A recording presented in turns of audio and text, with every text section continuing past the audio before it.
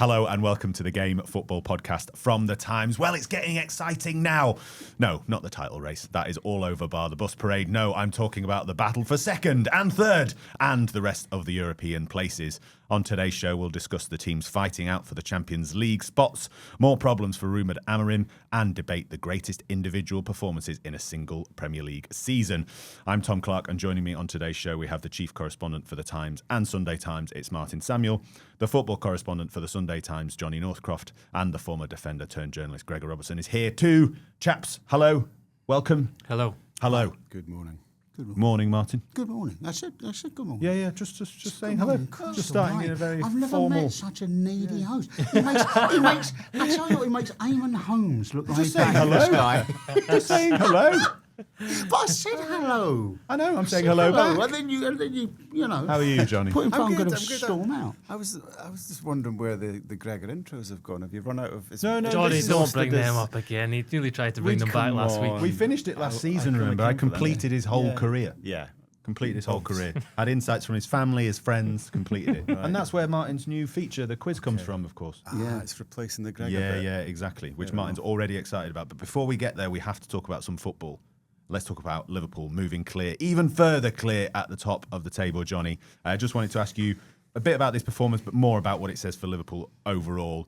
2-0 to the Liverpools, the theme of the season, composed, ruthless, and marching towards the title. Yeah, I mean, it's beginning to look and feel like there's actually two leagues going on, isn't there? There's Liverpool playing at the top, playing like an elite team, and everyone else sort of scrambling around a little bit. And they're kind of everything that, let's say, City and Arsenal and United and Chelsea and Spurs haven't been able to be. We've said this before, but they're such a complete football side.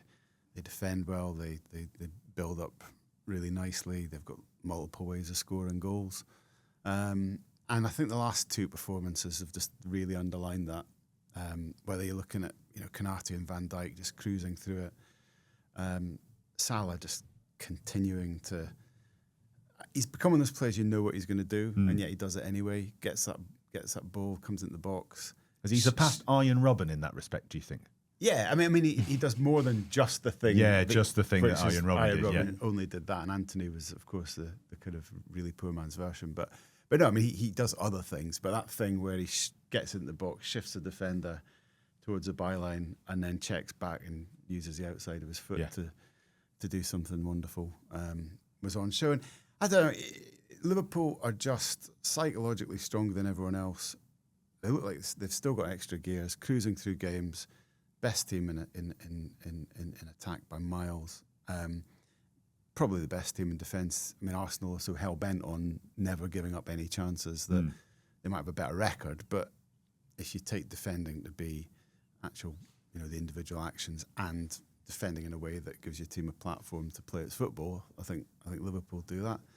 They're going to be worthy winners. And I don't know, I was having this argument with my missus actually, saying that I felt after the Liverpool City game, I was like, the league's lost something because there's nobody's pushing Liverpool close enough. We're not seeing a title winner actually being tested. And she was saying, no, that's great because there's lots of variety and there's different teams doing that. And both views are true, but I like seeing a title won. And this isn't Liverpool's fault, this is the rest's fault. But it's great seeing somebody tested down the straight, and we're not going to see that this year. Martin, this was the theme of your column at 7 a.m. On Monday morning, which we talked about, didn't we, Gregor, on Monday's show? But to Johnny's point about that and what it means for Liverpool, this Liverpool team and how they're viewed, do you agree with Johnny that will slightly hamper how they're viewed, the fact that they're not being pushed all the way to the line, or can we just enjoy them for what they are? Well, people always see what they want to see in these sort of things. So, like Manchester City winning 4 on the turn is seen as evidence that our league is boring and, it's so predictable and the same team always wins it. When actually, if you look at how they've won it in 2 of those seasons, they are pushed absolutely to the last day of the season. So would it be better to have 4 different winners, but each of them winning the league by 20-odd points, or, Manchester City winning it 4 times on the turn, but on 2 of those occasions, pushed absolutely to the last afternoon of the season, and one of them particularly so. So it counts against Liverpool that they're winning it so comfortably, and that there doesn't appear to be a great challenger. If Arsenal were going to be, the injuries up front are just insurmountable, I think, in the way that Liverpool got those injuries at the back a few years ago, and they just couldn't defend the title. Having said this, if you look at the overall strength of the league, and this was the point I was making on Monday, if you look at those, other seasons, these seasons when Klopp's team came second, there were, the bottom three in those seasons, and I think you came, was it seventh? I said with 57 points, or whatever got you to seventh. 57 points isn't going to get you anywhere near. Yeah. Again, so I think it's a stronger league. So you're saying they might not be having a push from a close rival in second, but I think the the bigger, league is broader strong. push is better. The Nottingham Forest, Fulham, Brentford, Bournemouth, all of those teams, Brighton, they're much stronger. Those sort of teams are much stronger now than they were, say, when Liverpool came runners-up. And Liverpool teams that people... Sorry, I was trying to remember the actual numbers and it sort of threw me a little bit. But Liverpool teams that people might remember are stronger than this, that only came second. I think if you look at the two leagues, I think what they're doing is a feat, really. There's quite a lot of nuance to this, though. That's what we're here for, mate. This is the game podcast. We want nuance. This is part of the thing for me, if you were to say what's the bigger issue for me, is that any team is winning the league with a high 90 points. Like that, I'd rather... because that was unprecedented, really, before Man City came along. This is what you have to do now. Whereas before that, although they were always the same teams competing at the top end, they dropped more points. So that indicates a kind of broader strength, or sort of, I don't know, more of a concertina sort of in the standard between the teams. But then you're right, you look at this season and you see that they're really kind of thriving middle class in the Premier League. And you do think the league is stronger overall. So quite a lot of different sort of moving parts. Part of it as well is that the bottom three are stinking the place out, and that's another recurring theme and a kind of growing concern as well for the league. So there's a lot of different moving parts. It's not to decry in any way Liverpool. Liverpool are fabulous to watch, and this isn't their problem. This is the rest of the league's problem. I think this Liverpool team would stand comparison with Klopp's best ones. Don't know if it's better or worse, but it's up there. But we live in a season at the moment where Crystal Palace Aston Villa is a better watch than Liverpool Man City, and that's how it is at the moment. Whereas Liverpool Man City until this season was a kind of stop the world watch in the way that Man United Arsenal used to be. So that's all I miss. But I do to the lad's point, I think it is a stronger league. We just need the cream to rise a bit higher. And I think certain things he's done. I think what he's done with the Liverpool midfield is sensational. It's sensational. I mean, Szoboszlai and Gravenberch, Curtis Jones, McAllister. I mean, Liverpool didn't have that midfield. No. Yeah. Liverpool had a very, very functional, workmanlike midfield, and everything was going on around it. It was all about the fullbacks. It was all about the front three, and that midfield was there basically to serve the rest. And now you look at it, and, so, again, I don't agree when people say, all he's gone in, he's just gone in and tweaked things. And you go, no, this is not a tweak. Yeah. Didn't sign anyone either, barely. This is not a tweak. He's taken players that they already had, that much is granted, but he's done completely different things with them. It's like the myth of Ranieri at Leicester, that he did nothing. He didn't.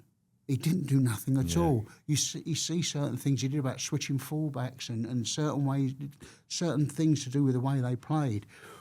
It wasn't just tweaking. It was a really, really. He made a real difference as a coach, a real difference, and so is Slot. I totally agree. I was going to say the same thing. When you looked at the team at the start of the season, you knew they had probably the strongest array of goal scoring, sort of wide forwards. Forward-thinking players. They had Van Dijk, and if they could keep a fit partner alongside him, they had an Alisson. They had a solid defensive line as well. You didn't know what was going to happen in midfield, really. And McAllister as well. He kind of slightly goes under the radar sometimes, but the way he does everything. They all do everything. They all break up play. They're all really forward-thinking as well, and can break the press with the ball at their feet as well as, playing a pass through the lines or whatever. McAllister's always taking the ball under pressure. His control's immaculate on the half turn and getting Liverpool playing forward. And even his goal, he made the interception, started the move, drove forward. Salah, the lovely little kind of, as Johnny said, the lovely little manipulation of the ball in the box to lay it off. He was there. He's always crashed. He's always making the runs into the box, sometimes alongside Szoboszlai. So they're really brave as well. They commit players forward, pile it into the box, and they get the rewards for it. And it would have been very easy to mess it up. That's the other thing. It would have been very easy to mess it up. They lost against Nottingham Forest at home quite early, and everyone, the bubbles burst, and now it's going to be, this is what we're going to see. That was number one, and then they came through with a set of wins. Also, he could have, for instance, enforced a 3-4-3 system on them that would be utterly unworkable. We're getting there. Hold on. Getting there. No, but seriously, No. I know you're being serious point here. That would only have found room for two of those four midfielders we've already named. That would have had Trent Alexander-Arnold at sort of right midfield, right wing back. Probably not Andy Robertson because his legs might not be up to it now. Tsimikas at left wing back. And you're looking at a different Liverpool, and that's not no Gakpo reinvented. Yeah, Diaz. Yeah, Johnny, just final word from you. No. I want to get into the teams below them. I want to get into the teams below them. Put that 3-4-3 onto Liverpool. Put Amorim's 3-4-3 onto Liverpool. And what I mean is, it just shows you how easily things can get away from you, if you know what I mean. As a manager, Amorim has gone into Manchester. He can't have imagined it would have gone as badly as this, right? He can't have, he thought he had a few problems. He didn't realise he had as many problems as this. Well, I'm going to come on to Ruben Amorim in a minute. But Johnny, just a final word from you on Liverpool, and then I want to get into the teams below. No, we're seeing a masterclass from Slot. We really are. As said, replacing Klopp could have been the most difficult thing in the world. Should have been the most difficult thing in the world. What I like about it is, in a time where we're seeing over-structured teams, we're seeing Chelsea and Arsenal maybe struggling with just being so rigid in their beliefs, and we're seeing City trying to change. I just think there's such a balance about Liverpool, really well structured until the point they get into the box, and then, as you say, Martin, you've got people flooding into it. You've got creativity. You've got Salah doing his thing. You've got bodies arriving, and it's just that balance between attack and defence. It's structure and freedom, and all parts working nicely, and we should appreciate them. Absolutely. But let's talk about the teams below, because that was the whole point of my intro. We've got to get excited about something now between now and the end of the season, haven't we, Johnny? And I do wonder, my question is Arsenal drawing with Nottingham Forest 0-0. We've been talking so long about Arsenal trying to catch up with Liverpool. They're now miles behind Liverpool, and they've got a chasing pack coming after them. Do, Arsenal, with all the injuries, lack of goal scorers, do we now see a kind of battle for second, third, fourth amongst teams? Arsenal, 54 points, Nottingham Forest 48, Manchester City 47, Chelsea 46, and then into Newcastle and Bournemouth below them. Are we going to see a kind of scrap for second, third, fourth, or do you think Arsenal has still got enough to kind of keep that clear? Well, look, I had exactly that thought about Arsenal last night, just wondering where's this going. They'll be fine for the top four. I'm sure they've got enough. Oh, absolutely, class, but good manager. Blah, for a blah. while, we thought they were the only ones who can compete with Liverpool, and therefore going to finish second. Yeah. But no. I mean, they can't score. They're not winning games at the moment. There's not anyone returning from injury soon enough to alter that. Well, maybe Saka will be back at some point, but. Yeah, you could see a City, let's say, who still know how to win games, have revived themselves up to a point with the transfers in January. You can see them winning enough games because to go to points totals, I don't think it's going to be a very high points total to finish second. So a team that wins 6 or 7 of the last 10 games could do it, and that might not be Arsenal. Gregor, what do you think to that point? Obviously, we talked a lot about Forest as well. A good point for them after the defeat against Newcastle. I was so annoyed. I saw it a mile off. I was like, Nuno Espirito Santo will get a clean sheet, left Matt Sells and benched Ola Aina. Milenkovic. So stupid. So stupid. Anyway, leave my fantasy football rants. But to that idea that Johnny said about those teams scrapping it out, Nottingham Forest, your old team in there, how do you see that playing out?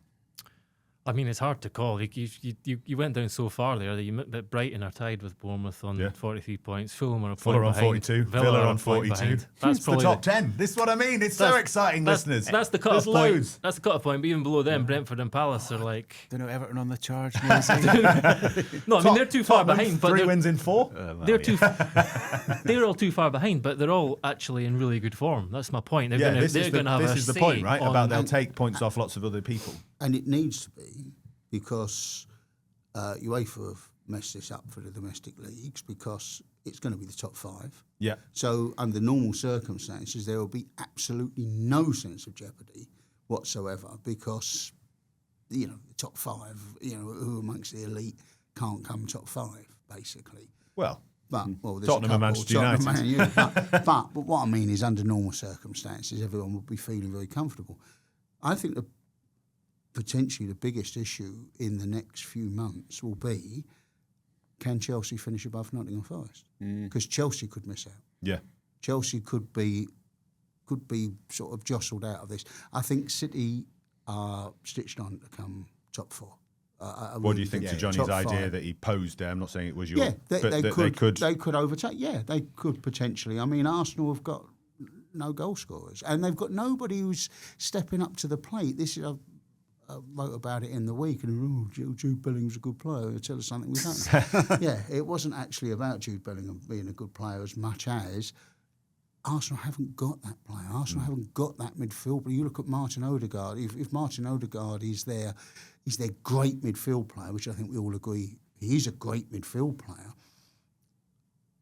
Real Madrid did something with Bellingham last year to get them out of trouble across a few months. Man City did something with Kevin De Bruyne a few years ago to get them out of trouble before they signed Erling Haaland. You can look at what Szoboszlai is doing for Liverpool almost. And Arsenal haven't got that. There isn't, Odegaard has got 3 goals all season, and one of them is in the last minute of what is pretty much a dead rubber in the Champions. I think it was a dead rubber against Dynamo Zagreb, and he gets a 3rd goal and a 3-0 win. So he's got 2 Premier League goals all season. Now, they've got a problem. They have got a problem because the Marino thing worked great, but you can't play Leicester every week. I mean, as much as you might like to, you can't play Leicester every week. So that was a one-off. And last night against Nottingham Forest, it was... you wouldn't have known there was Arteta comes out and gives it over my dead body. Yeah. That was not a performance that was looking like it was over anybody's dead body. Is that Odegaard idea though? Is that about Odegaard or is that about Arsenal and the way they play? It's potentially about both really. But I just think that sometimes there've been occasions where you basically send a flare up and your midfield players have got to come up and play in a different way. And Odegaard is a creator, and he's still looking for somebody else to finish the pass, as opposed to doing what De Bruyne did, where I'll finish. Give it to me. I'll do it. Give it to me and I'll do it. Bellingham, 17 goals in 20 matches for Real Madrid in that particular period last season. And that's what Arsenal are missing. They're missing somebody who just goes, right, okay, we're in trouble. I'm the guy. Johnny, what do you think of that idea about Odegaard and Arsenal and just lacking that, star quality? It's something Gary Jacob as well touched on Monday's show. Just they're all quite good lads, good boys, I think he described. And Arteta's like good lads and they all do their job. But actually you need someone to go, Christ's sake, boys, for God's sake, give me the ball. Just give it to me. I think Ruben Nistelrooy used to say that at Manchester United, just give me the ball. Just give me the ball. Just give me the ball. I think it's bang on. I think it's part personality. It's maybe part of the way Arteta manages. I mean, he's even trying... You're even watching Declan Rice being turned from a distinct sort of, kind of English number 6 type player into yet another, what is he now, sort of number 8-ish, kind of floating about, passing, maybe, not finishing. I don't know. I think Arteta loves the same sort of player and is almost sort of encouraging everyone to be the same. And there's a lack of, they're unwilling to attack through the middle. They're unwilling to shoot unless it's, the percentages tell them to. They only really had 2 big ideas for scoring before Saka got injured, which was either Saka or a set piece. And I think it's all been exposed. And the profile of the players also reflects that. Just there are not enough points of difference in that squad. Very interesting. They've got one. This was before. Well, they didn't score, did they? So this is not going to have changed. But they had. When I looked at it on Tuesday morning, they've got one player in the top 32 goal scorers in the Premier League, Arsenal. Well, that's not sustainable if you want to win a title, because when you look at City the season before Haaland goals arrived, from everywhere type thing, in that top 30, it's Mahrez, De Bruyne, Sterling, no, not Gundogan, Silva, Foden. I think it's 5, it might even be 6 players in the top 30, and you go, well, yeah, that's how you can play without a striker. If you've got 6 guys in the top 30 goal scorers in the league. Yeah. I just think as well, when clearly the injuries have been a big thing, but when you look at Saka, Jesus, Martinelli and Havertz all out, I think really if Arsenal were being honest and thinking we want to have a team that's going to win the Premier League, only Saka is going to be in a front three that Arsenal want to really be going to challenge to win the Premier League Not title. Martinelli in his top form? He's not in his top form though. He's not been for a long time. Not for 2 There's been years, glimmers of it, very, very rare glimmers of it, but it's not happened. So I think these are players I think they need to move beyond. I think there's a few players in Arsenal's team that they need to move beyond. Yeah, interesting. A busy summer ahead potentially for Mikel Arteta. People who've had busy summers, Chelsea, Martin, you just touched on them there about whether they can or can't. Would you like to answer your own question, whether they've got it in them? Obviously, an important win against Southampton. But again, they beat Southampton. They can't beat Southampton, you're in trouble. Exactly. They beat Southampton 4-0. I mean, Southampton are a championship team, and maybe not even that. I mean, if you ever looked at a team and you thought, well, here's Luton Mark II if they're not careful. I mean, because the two of them. I mean, everyone's worried about, boomeranging straight back and the parachute payments or whatever. We're trying to avoid League One. I watched Chelsea the other night. There were times when you thought, this is a good team. And there were other times when they were, where they gave Southampton too much of the game. It was, and I keep looking at Maresca and thinking the moment he lost the 2 players that Pochettino didn't have last season, I've probably said it on here before. Yeah. But the moment he lost Lavia and Fofana, the team lost its way. And, I think is their next game Leicester? Am I right in saying the next game's Leicester? Right. Yeah. So they've got 2 matches that really aren't going to tell you too much about what the 2 months after that are going to look like. So I think they've got a struggle on their hands because you've got Newcastle, Manchester City. If Forest can tough it out, I don't see Arsenal falling out of the top 5. I mean, no. They've got Newcastle. What do we think about Newcastle? Well, I said Newcastle. I mean, so if you look at it, Liverpool, Arsenal, Manchester City, Newcastle. So it's can Nottingham Forest stay in there, or can Chelsea bundle somebody out? Johnny? And that's before you go into Brighton and Brentford. I love this. You're pretending you're not very well behaved. You're answering questions before I even asked them. You're picking your top 5. Fantastic stuff. Johnny? Yeah, no, I want to give a bit of love to Nicholas Jackson as well, because I think he much maligned. We're actually seeing how useful he is to that team. Now he's out. Yeah. And in him they had someone to run quite behind. Common though. What, the people look better when they're out? Yeah.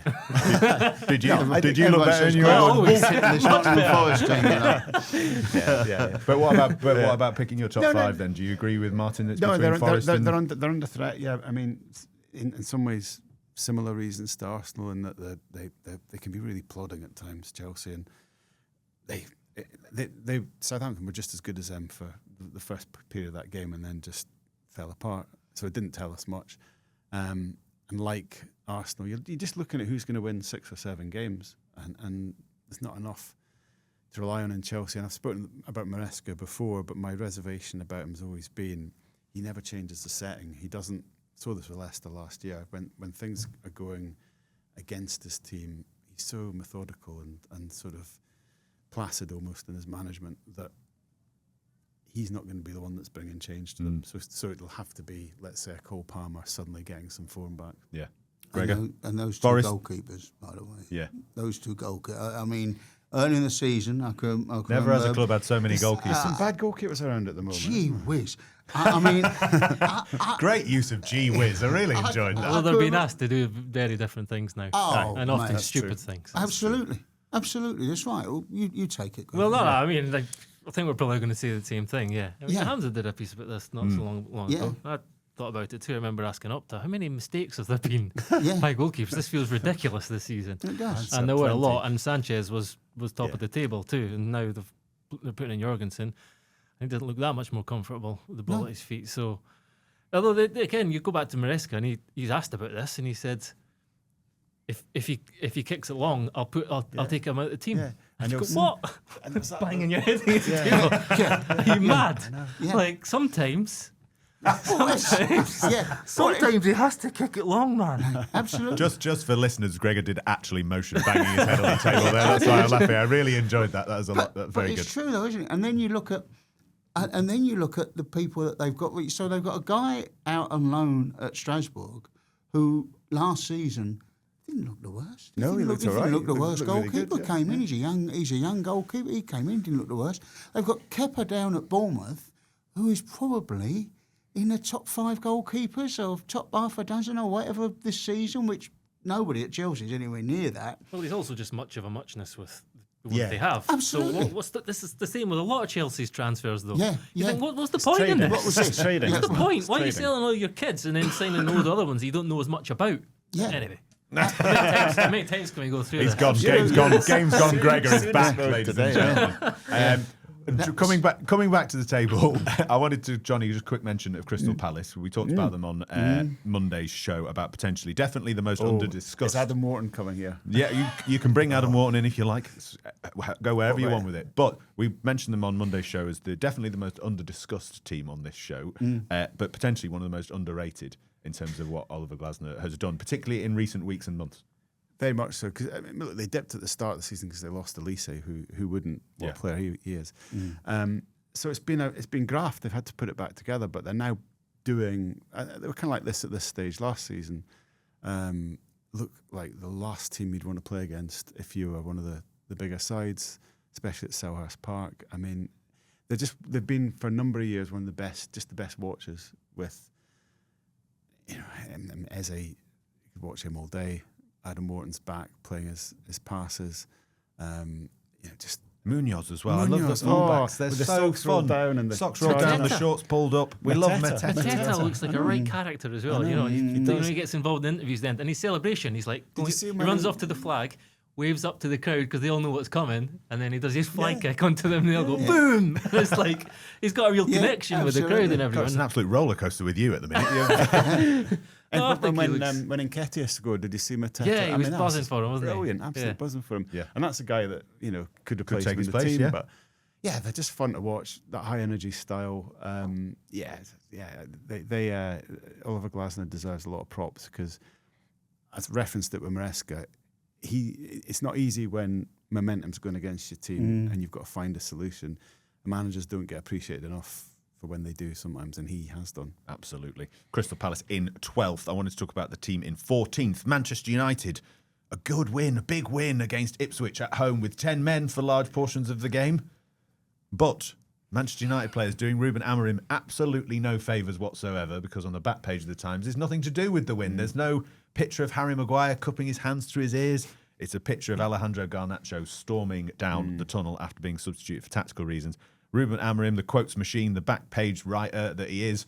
He's even flagging when he's going to do his next Speak one of as that well. on the next page. That's Let's go the for next next one. I'm going to tell him off. Side of spread next time. I'm going to tell him off, but just letting you know, Charlotte, Paul Hurst, make sure you're there. I'll talk about it on Friday. See you then. Thanks very much, Ruben.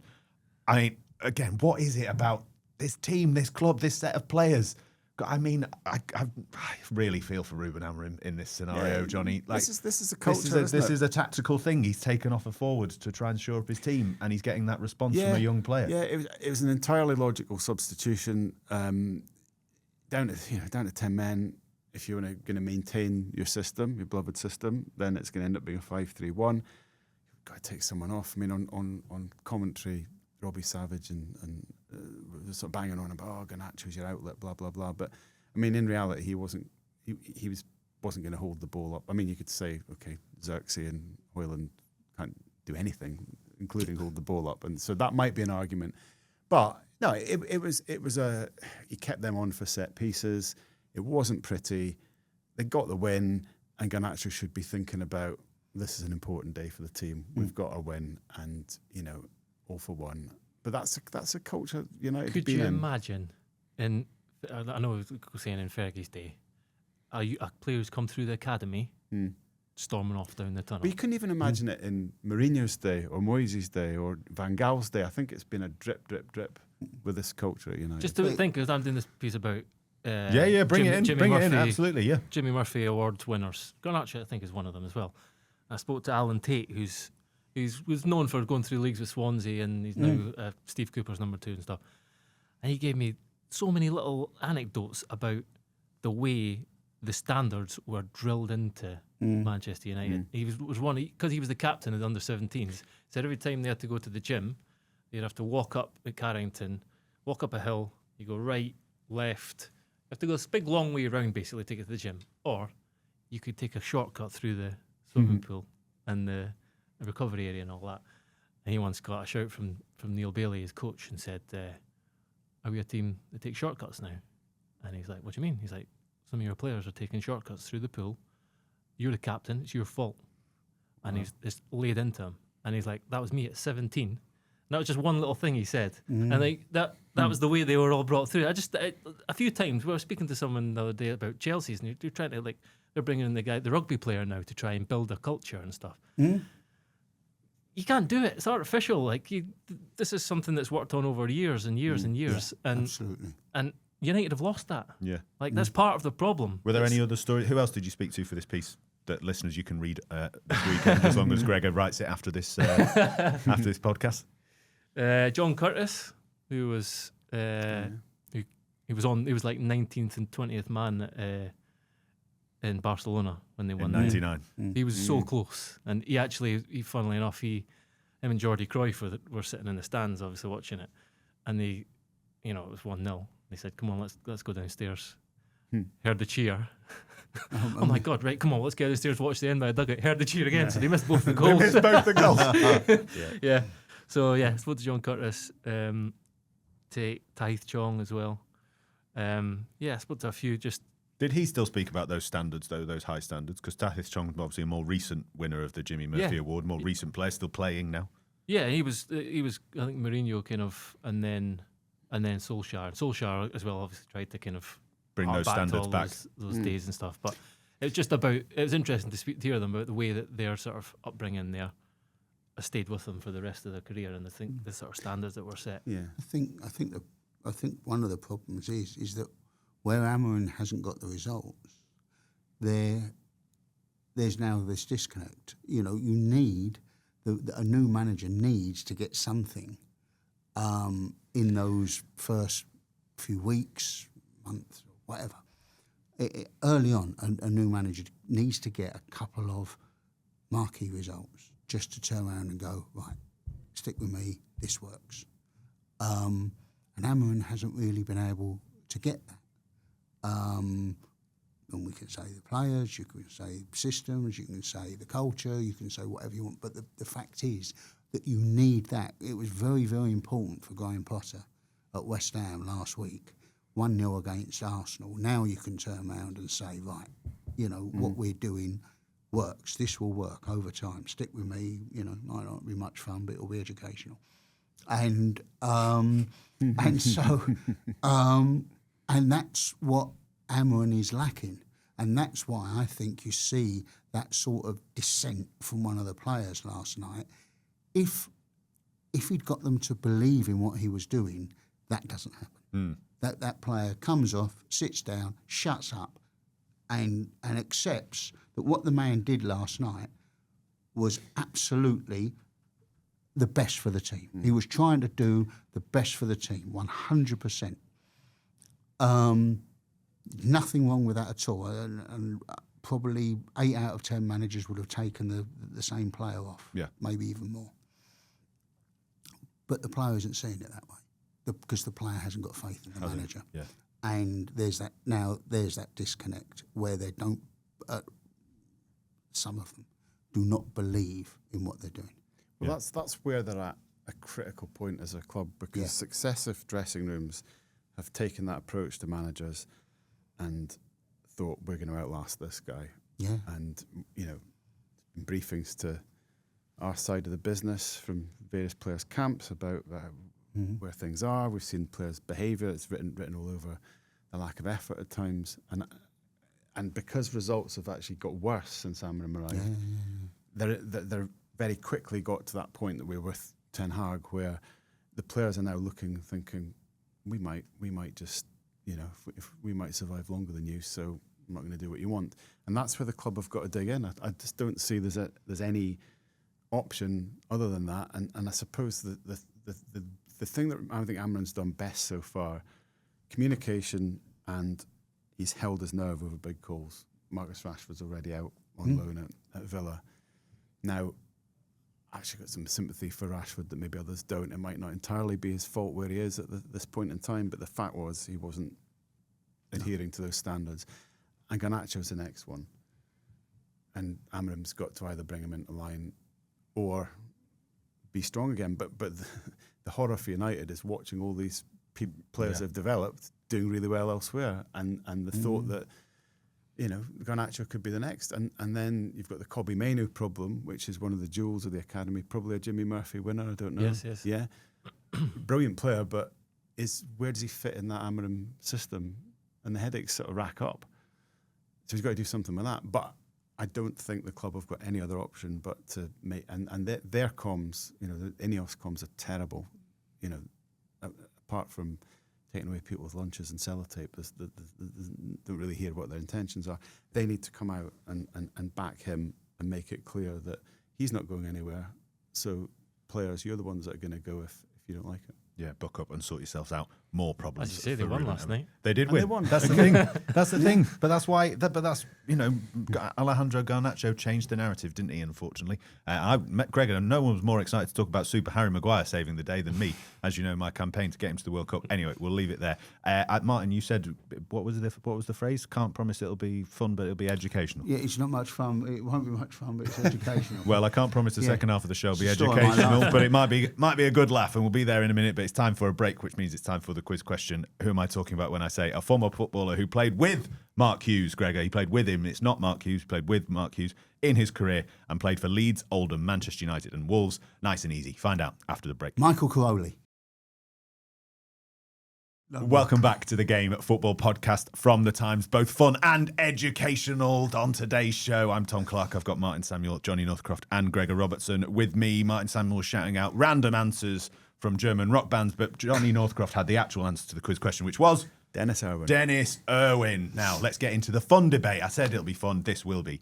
Gregor, we posed this question to Alison on Monday's show about whether Mohamed Salah's season so far for Liverpool is one of the best of all time as a single season of work in the Premier League. Her definitive answer was yes, but we didn't follow it up and debate the other great seasons from the Premier League, one-off seasons. So we'd like to do that now. Do you want to Premier League? Well, that's That why I was not said the- Scottish Premier that's League. why I said it, so that you two can get out. Are you two Scottish, by the way? Gregor, do you want to get yours out of the way now? I'll let Johnny do it. No, you I'm do. always No, banging on about Henrik. I've got other options. I'm Right, it's always fine, banging it's on fine. about Henrik. So you- Okay, I'll do it. Johnny, do you hear that? Johnny's flexible enough to come up with another suggestion. Anyway, your nomination, Gregor, for the best single season body of work in football is Henrik Larsson. Henrik Larsson.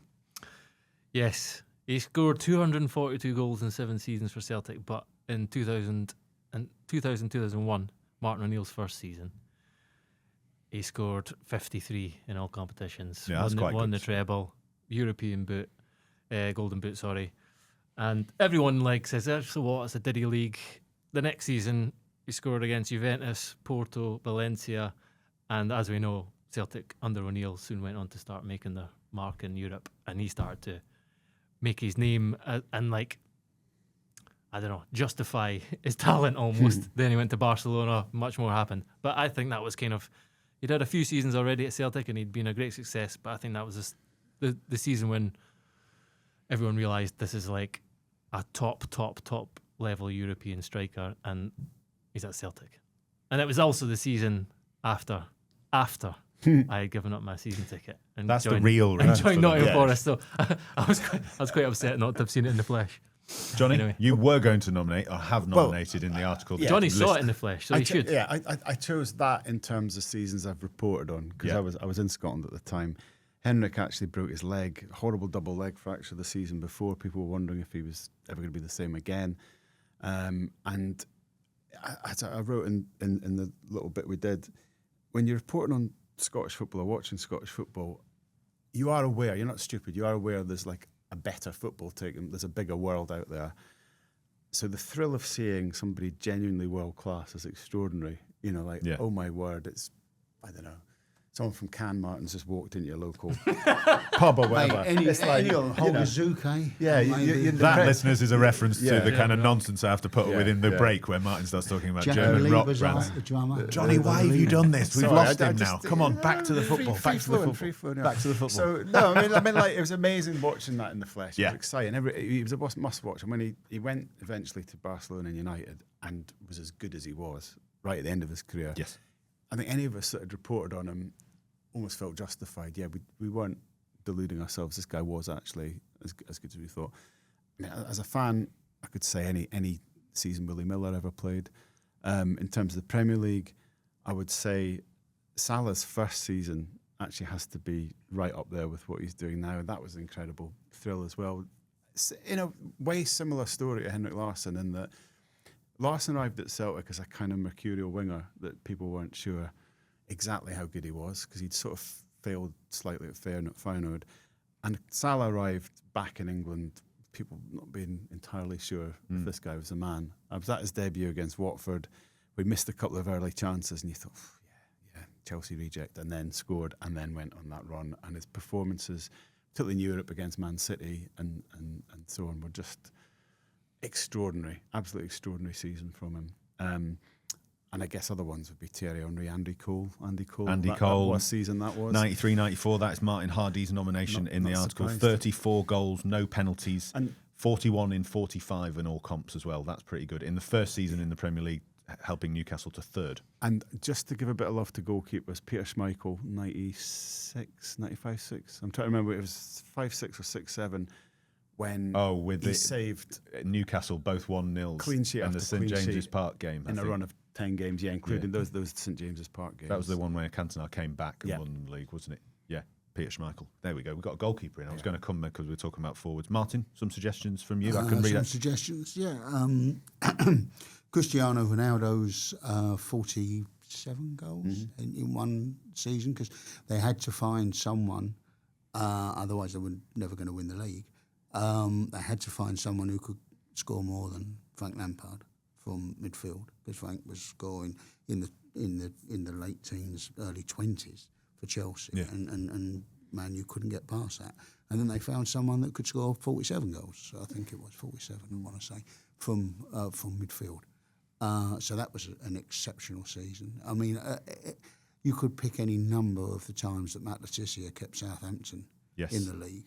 Alison Rudd, our colleague, mentioning the 25 league goals in 93-94. Yeah, and some of those seasons. So David Ginola wins the Football of the Year in the year that Manchester United do the treble, which I think Alex Ferguson has never let the press forget. But the United, the suggestion is that the United vote got split. The Football Writers Association say that Ginola would have won it anyway. Right. And the only way you can justify that season, say, is if you think, as a lot of people did, and that's why they voted for him, that Tottenham would have got relegated that season were it not for David Ginola. So sometimes there is a performance, and that's why I mentioned Matt Letizia, that doesn't actually bring a title or a trophy or anything like that, but averts disaster. Yeah. Well, Tom Allnutt has nominated Ginola, and it makes that exact point, Martin. Tottenham finished 11th at the end of that season when they had three managers, Christian Gross, Chris Hughton, George Graham, and collected one more point than Sheffield Wednesday. Ginola wasn't supported by a brilliant attack or set free by a sturdy defence. He did it all on his own, which is exactly the point. And if three managers in a season, you get relegated. I mean, that's that. I think you know, you can. I mean, there's squadrons of data analysts, but I'm pretty sure I've got that one off the top of my head. If you've got 3 managers in the season, you're getting relegated. If Leicester sack Ruben van Nistelrooy, they're going down. I mean, they're probably going down anyway, but they're certainly going down if they try and change manager again. Everyone who ends up with 3 managers invariably ends up relegated, and Tottenham ended up 11th. So I'm not attempting to justify that ahead of the stellar performances that Manchester United produced, but I'm just saying the reasons that some people might think it's not always. It's nuanced. Gregor said it in the first half of the show. It's not always about winning the league by 13 points. It's not always about goals. So that's why we said before. I think Kante for both Leicester and then the next season for Chelsea. Without him, they don't win the league. Neither of them is extraordinary. Back to back, that's probably the best body of work. Back-to-back seasons. I don't think it's ever been done like that, back to back, 2 different teams. No one's ever done it. And also, you look at the amount of games that he plays. I think it's 36 and 37. It might even be 37 and 38. It is a remarkable shift. Yeah. Just a remarkable shift across 2 seasons. A few more nominations from our colleagues. Luis Suarez in 2013-14, 31 goals, 12 assists in 33 Premier League games. Don't think any of those were penalties either. Charlotte Dunker mentioning Jamie Vardy's 11 successive goals in successive games. I want to give a shout out for Kevin Phillips. Yeah. Sunderland 99-2000 when they finished 7th. Sunderland scored 57 goals in the league that season and he got 30 of them. I don't have the season, but I feel like Eden Hazard might have had a season too that should be in this conversation because it's been like Conte or just Mourinho, extraordinary. Best player in the league by a mile that season. Yeah, absolutely. Defender wise, we get with John Terry in John Terry and Ricky Carvalho. Yeah. Either of John Terry and Ricky Carvalho. The Terry won the Player of the Year in 2004-5, sandwiched between 2 for Thierry Henry, Steven Gerrard, and Cristiano Ronaldo. Gareth Bale. In a similar vein to David Ginola, on his own. Well, they weren't going to get relegated, but he was on his own a lot. But he did everything by himself. That was very much you talking about players for Arsenal. Give me the ball, I'll do it. That was a season of give me the ball, I'll do it. And to earn a move to Real Madrid, you got to be pretty good. Yeah, he was pretty good. Johnny, not convinced by Gareth Bale? No, he was brilliant, but I mean, it wasn't. He'd have definitely been good in Scotland. Bloody hell. I don't know. You haven't seen the quality of Scottish left backs, have you? The other one I thought as well. Robin van Persie at Manchester United, the last to move for 20 million, win a trophy for Fergie, and then win a trophy for Fergie, send Roberto Mancini round the twist.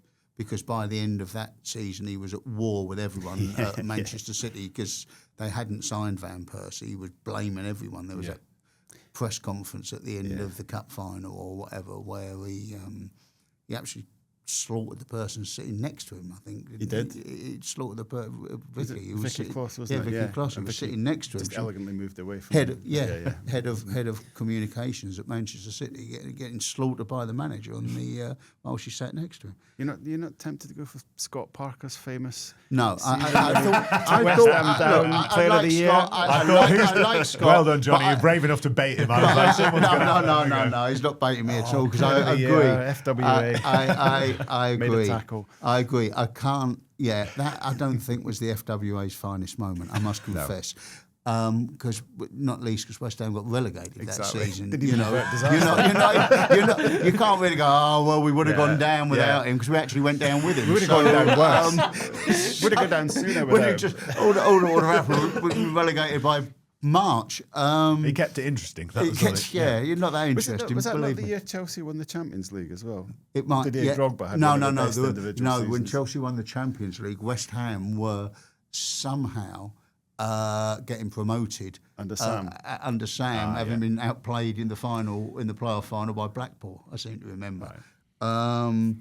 But Didier Drogba's one I always think of in any of these conversations. It was weirdly player. almost underrated.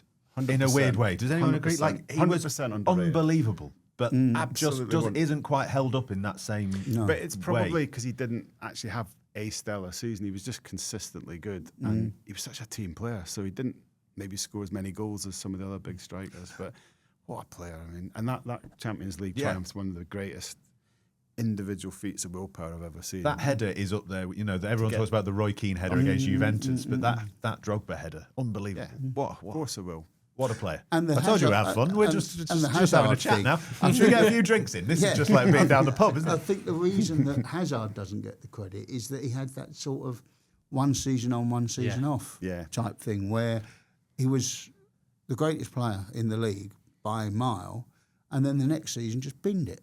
And Had a you're good like, summer. Yeah, and you're like, what the hell's happened there? And then would come back a year later and be the greatest player in the league again, and then sack it off the following season. You were so laid back, wasn't You're it? like, Just keep you guessing. this is not. Keep you guessing. And he would get managers the sack that he'd won the league for. And you're just like... Just and I like Scott think- Parker, keeping things Yeah, interesting, absolutely. keeping things Absolutely. interesting. We've got The, loads and loads of I'll suggestions. tell you there. what, I mean, look, not Scott Parker. There was a season when Payet he was is good. pretty He was close. good. He was when he had... Couple of good free I kicks. think he had... but- I tell you what, it's more than that.